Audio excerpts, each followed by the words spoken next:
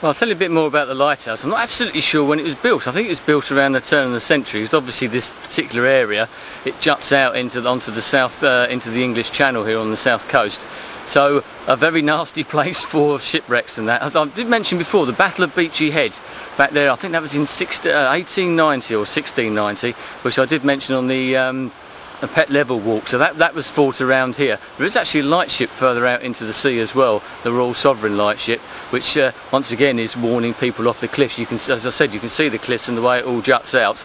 The lighthouse itself is only about 140 odd feet high, so it's rather dwarfed by the cliffs. I did mention before about the people driving cars off. Some people do it for sort of criminal purposes. I suppose they're disposing of the evidence, as I did mention about the suicides, of course, as well. I don't want to keep going on about that really, but it has been used in several films. In the film Quadrophenia, they drove a moped off of the top of the cliffs up there, and also I think one of the James Bond films, I think it was The Living Daylights, they used it as well, and it's been featured in several other movies and sort of TV programs and that, so it's actually a very well-known spot, one of the most well-known spots certainly on the south coast. Loads and loads of people come to see it. From the top of the cliffs, if you ever come this way, there's a road that goes right the way along, right to the top, which is obviously why people find it so accessible to jump off, etc. But to get down to this bit down here is a lot harder, and I know I keep going on about this, it is not very particularly accessible, as you can see by the amount of people that aren't here.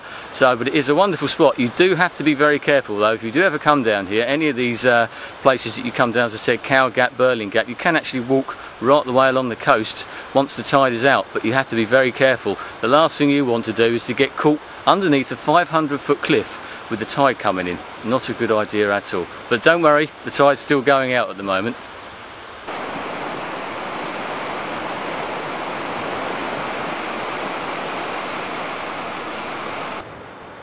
One last view I thought I'd show you, because I do like this place so much, and I do think the view is pretty spectacular actually, especially if you know the sort of area and that. And, it's one of the best places I think on the south coast, and so quiet. So as I said, you can't hear anything at all.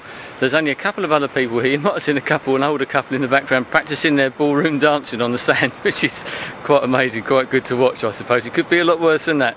So it's a lovely sandy little beach, so if you ever do come down here, please do, but be careful and always take your rubbish with you, another thing that's annoying. But this particular area is actually called Falling Sands, probably because it's right at the bottom of the cliffs, but apparently the reason for that is that if you're here sort of on a still day, a very quiet day, you can actually hear the little grains from the cliffs sort of falling down with the wind onto the sands here, and obviously that sand is basically little bits of rock that have been ground down to tiny little specks. So there you go, so Falling Sands, it's quite a nice name I think. Cow Gap, Falling Sands, oh, where do all these names come from? Cow Gap, well I haven't got a clue. I daren't think about that one. Answers on a postcard, or comments please. Cow Gap, where do you think that idea came from?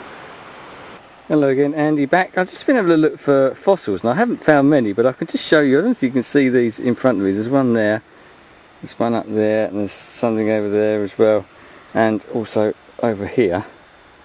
There's lots of little, they're not, I'm going to say fossils, but they're actually buried in the rock, so they must be sort of millions of years old. I suppose they're sort of fossils of a type, but I'm afraid I can't get that. It's very flaky rock. I'll have a look and see if I can find anything else, but these are the sort of things that I was telling you about you can find just about anywhere. I'm just walking along trying to be fairly eagle-eyed because of all the rock falls and everything. Be careful that nothing falls on me, because that's another danger around this area. But you just find all these all over the place, so I'll have a look. I've got a book at home about fossils, but I'm not absolutely sure. I've got no training at all. I wish I had, so maybe I should go on a course and I'll know exactly what I'm looking for and exactly what I'm looking at. Well, that's just about it for me for another scenic walk. I think I said at the beginning of this that it was actually Scenic Walk 4. Of course it's actually Scenic Walk 5, isn't it? As I keep saying, I've got several more. I hope to get maybe another one done while I've got my week off. I'm not sure when it will get posted. I don't want to post them all too soon after the other one, but if you've got a video done, why not put it up there? Anyway, I hope you've enjoyed this. Thanks for the comments as per usual. Thanks to all the new subscribers and that I've got. I hope you continue enjoying these. I enjoy doing them and getting out into the countryside and hopefully showing you some of the parts of Britain and the south coast that maybe you're not familiar with, and maybe you want to come and visit. And if you ever want to come and visit, let me know and I'll take you for a little scenic walk of your own. How about that? I'll see you again soon. Goodbye.